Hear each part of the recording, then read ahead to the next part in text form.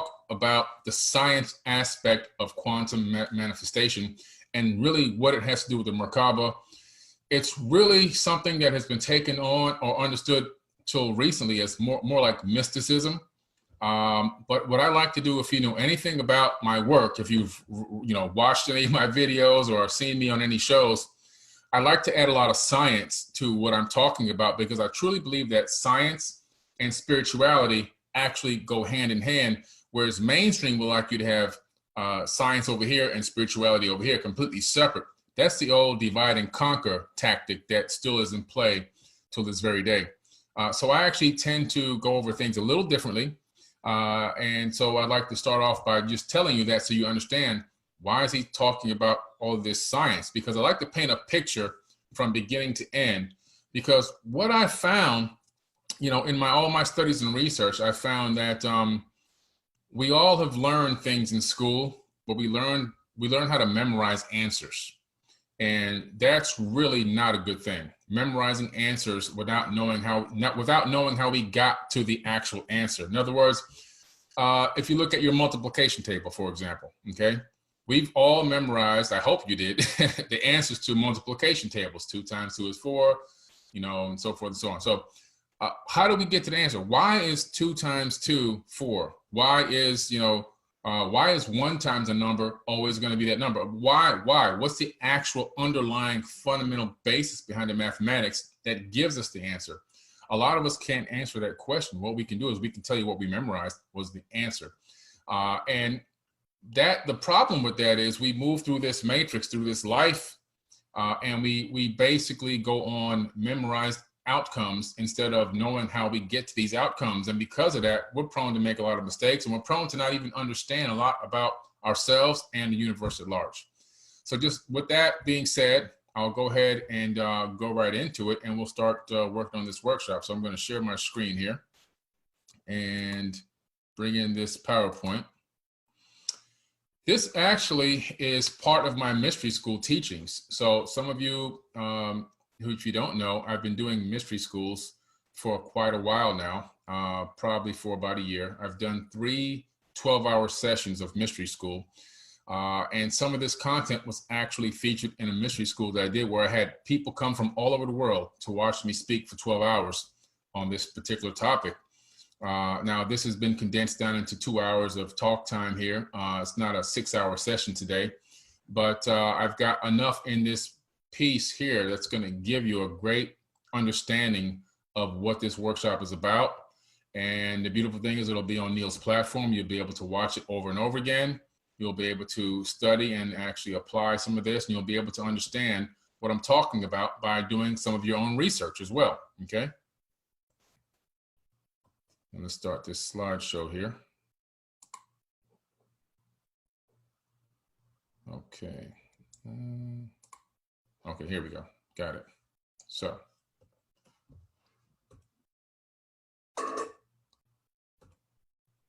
These are just some of the things, just to give you, Neil gave me a phenomenal intro, and I really appreciate that. Just wanted to let you guys know, sometimes I do my shameless plugs in the beginning, just so people can know a little bit more about me. The bio was spot on. I really appreciate that, Neil.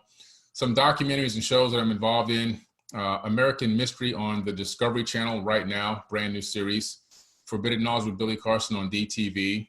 Also restored on the Travel Channel. UFOs, The Lost Evidence on the Travel Channel. UFOs, Uncovering the Truth on the Travel Channel. These are currently out right now. Knowledge for Ascension with Billy Carson, which was in production, but is now live on my own network, forbiddenknowledge.tv. The What If documentary, Docuphobia, Ancient Civilizations on Gaia, Beyond Belief on Gaia, Life Beyond Our Existence, which is another documentary. Just so many things I've been blessed to be a part of, because people out there really like what I brought to the table by merging the science with the spirituality, and also talking about advanced technologies and how those technologies were also possibly used in the past. I really do believe that spiritual technology does exist based off of my own research. I am the author of the Compendium of the Emerald Tablets. It's been a bestseller since last year, March, when it made its debut on Amazon and also my website, and it still is a bestseller till this very day. So it's moving at a phenomenal pace. Even through COVID-19, this book remains to be a bestseller on Amazon. This is me inside the Great Pyramid at Giza. I like to talk about a couple of places that I've been before I go right into the meat of things. And the reason why is because I want people to understand and know that I'm a field researcher. Nothing against people that don't go out in the field. But if you're talking about these ancient megalithic sites, and you're talking about things, you know, that can be handed down from pyramid priests and indigenous elders and shaman and sages and all the people that I've talked to and interacted with and hung out with and, you know, basically even lived and spent nights within the bush and everything else, you get another level of experience when you do those things. People who don't go out there or have the opportunity to do that, they can only talk from what they research in books and online. And there's nothing wrong with that, but there's just another level that I feel that we can get to when you're talking with a person that's a field researcher. Because one of the biggest things I pride myself on is being able to talk to indigenous people, homegrown archaeologists, homegrown guides, real pyramid priests, to get knowledge and wisdom directly from them. You know, those are things that just are totally priceless and that I've added to my knowledge base that gives me a level of understanding that allows me to be able to teach these, you know, these workshops and these lectures. So I'm really fortunate for that. Here I'm standing inside the Great Pyramid, inside the King's Chamber of the Great Pyramid, actually, inside the stone box, which is also known as a sarcophagus, which really isn't a sarcophagus at all. If you look at me, I'm 6'4", 205 pounds. If you look at the size of that box that I'm standing in front of, you can clearly see that that's not a sarcophagus any way, shape, or form. I can't even fit inside of that box. If I laid my feet straight out, I'd have to bend my knees. So that's not a sarcophagus, and it's the exact dimensions of the Ark of the Covenant. This is a relevant box because this box had something called a Merkaba inside of it. It's a fourth dimensional cube, also known as a tesseract, which we'll be going into today.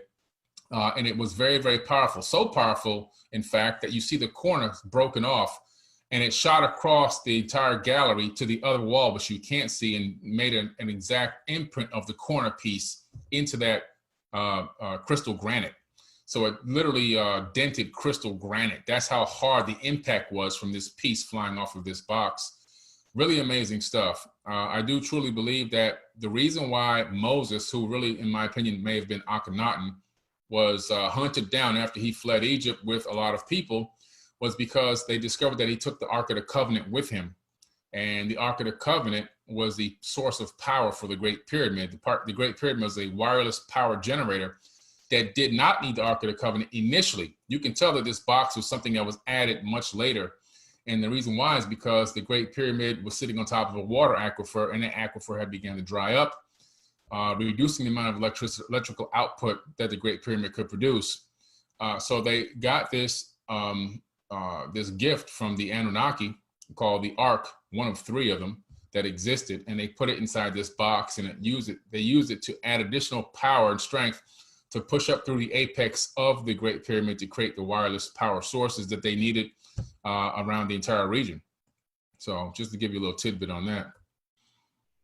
The King's Chamber, amazingly, the speed of light in a vacuum is 299,792,458 meters per second.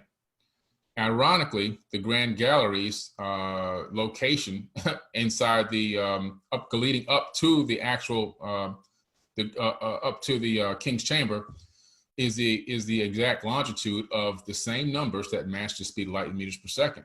And a lot of people go, wait a minute, how did they do meters per second in ancient Egypt? Well, a little something called the Sumerians. See, if you research the Sumerians and research Proto-Sumerian, you'll find that the Sumerians had a metric system thousands and thousands of years ago, more than 6,000 years ago. They had a metric system. And where was this Sumerian cuneiform metric system discovered? It was discovered in Mesoamerica, right now what we would call South America and Mexico, where the Mayans were. Ironically, yeah. So the metric system existed long before we rediscovered it in more modern times, something they don't teach you in school. They make you go look for it and research it for yourself. Again, just another tidbit of information as we're getting into this, so you can understand a lot of the premise and the basis behind a lot of my research. It's very extensive. Here I am standing at the Temple of Abydos, right behind the Orion, the Osiris Osirian temple. Now, this is an amazing place because there is technology etched into the hieroglyphs in the ceiling, and you can see me standing there pointing up to the glyphs. Now, these glyphs are probably about, I would say, 40 meters above my head, and they have not been touched. The homegrown indigenous archaeologists and guides that took me there to this location said that the mainstream tells the tourism board to tell people that if they ask about them, that they were overlaid and they accidentally appeared this way. They said because they knew who I was and that I wasn't just a regular person, they would tell me the truth. The truth is that they've never been touched. They don't know how they got there. They are depicting technology, and this is not the only place in Egypt where these technological devices are depicted in hieroglyphs. And they proceeded to take me all over Egypt for a whole month to the other locations, which I've documented as well.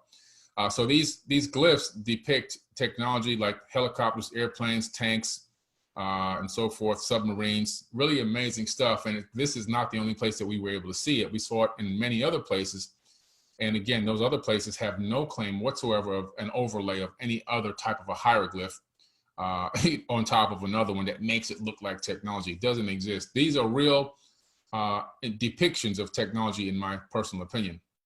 I've been to Ollantaytambo in Peru. I was all over Peru. This is at the top of the mountain. Some of the stones at the palace here that was left behind on top of this mountain came from hundreds of miles away from the top of another mountain. Just an amazing place. You can feel the energy there. Here I am walking into the in back of the Osirian, or walking away from the Osirian temple in Abydos, and down below to the lower left, you can see something we're going to be talking about extensively today, the flower of life. It's etched into the column there. It's etched in a way that's not etched with a chisel. It's not etched with a chicken bone or a copper tool. In some kind of way, it's literally fixed into the atomic structure of the actual stone column. And this flower of life is, we know what we're going to talk about today, is where all the energy emanates from that creates third dimension. It's part of the matrix that we're living in right now. So it's, again, like I said, I'd just like to show you guys that I've been to these places and I've talked to the people. You can see me up top. I'm talking to an actual indigenous elder that knows and lives and grew up playing in these areas and going in the tunnels underneath the pyramids and everything else when he was a kid, and is now a guide, an indigenous, actual homegrown guide that is well versed on all of this stuff. And he agrees with my theory. The theory is that according to the ancient texts and tablets, including the papyruses from the Egyptian Book of the Dead, beings came here from somewhere else and brought a lot of this knowledge. This is Machu Picchu. I took this photo at Machu Picchu, which is in South America. This is an amazing place because Machu Picchu is directly connected to ancient Egypt, and a lot of the technology used to create some of the structures here is the same exact technology used to create the structures that you see in Egypt and other megalithic structures around the world as well. Just an amazing place to go and be. You get to see some things here that would just blow you away, and the air is the most fresh air that I've ever breathed probably in my life. Over here, I'm at Sacsayhuaman. Again, look at these giant megalithic stones behind me. Now, I'm 6'4", as I told you. So the stone behind me is probably 7 feet tall, maybe 8 feet tall. And you can see the one directly above that. These are super massive megalithic blocks that were put into place in a particular way that even could withstand earthquakes. They allow themselves to slide along a plane. So when the earth shakes, they don't actually crack and break or fall apart. They actually ride the wave. It's really amazing. And that's another homegrown indigenous elder that took me. It was my actual guide. He lives there. His grandfather is an actual shaman. And this guy is well versed in all of the topics there. And he did a phenomenal job taking me around and telling me all about this. And again, his take on it is that this was Star Brothers, people from space came and helped taught the construction tactics and techniques to build structures like this here, and that they would come and visit from time to time. Here I am in Angkor Wat. I'm at Ta Prohm, and at Ta Prohm, you can see I'm pointing on the right side directly at dinosaurs. There's a dinosaur depicted here, not just here, but many other places around the world. Matter of fact, even go back to Tempe in Turkey, many places where you see dinosaurs depicted with the skin on their bones. from ancient times. And how can that possibly be? Well, that means that they saw them. You can only draw what you see. So these people etched this into the stone thousands of years ago because they saw dinosaurs with meat still on their bones. So dinosaurs were not extinct before human beings came along. At some point, we merged timelines and we were actually alive at the same time that they were alive. The reason why dinosaur bones at museums have lead paint on them and to protect us is because the lead blocks out radiation. One thing a lot of people don't realize is that dinosaur bones are irradiated. Why is that? Why is the background noise level of radiation on dinosaur bone higher than the standard background? Because why? They were most likely attacked or wiped out with nuclear type weapons or something that went nuclear in the ancient past to take out the majority of them. Not all died, but the majority did. And their bones have higher level of background radiation. That's why they're painted with lead paint at the museums. Here I am at Akrotiri, Greece, at a famous dig site, one of the Atlantean settlements in Santorini. This is a huge dig site. You can only see a small part of it here, but they had flushing toilets on the second floor. They had PVC type piping. It wasn't PVC, but it looked like PVC. Entire plumbing system that ran through the entire city. It got covered and buried in volcanic ash. That's how the people here were destroyed. Another amazing place with amazing technological advances that today we're just now starting to rediscover. And here I am again at the Pyramid of the Moon. I'm standing on the Pyramid of the Moon in Teotihuacan, and behind me is the Pyramid of the Sun, which I did climb and do a meditation on top of the Pyramid of the Sun. I did a Merkaba meditation there. This is an amazing place as well because these three pyramids are also aligned with Orion, just like the ones at Giza. And they have technology underneath the ground here where all of these structures are connected by underground perfectly square tubes, tunnels. And there's mica in these tunnels, which is an electrical insulator, which means that at some point, there was some type of energy grid running underneath the ground here, connecting all of these locations. And inside the Great Pyramid here, or the Pyramid of the Sun, they discovered tons of mercury, liquid mercury, which is amazing because a couple of things. Mercury, if you put it in a rotation of about 50,000 RPM and electrify it in a torus energy field, you get anti-gravity properties.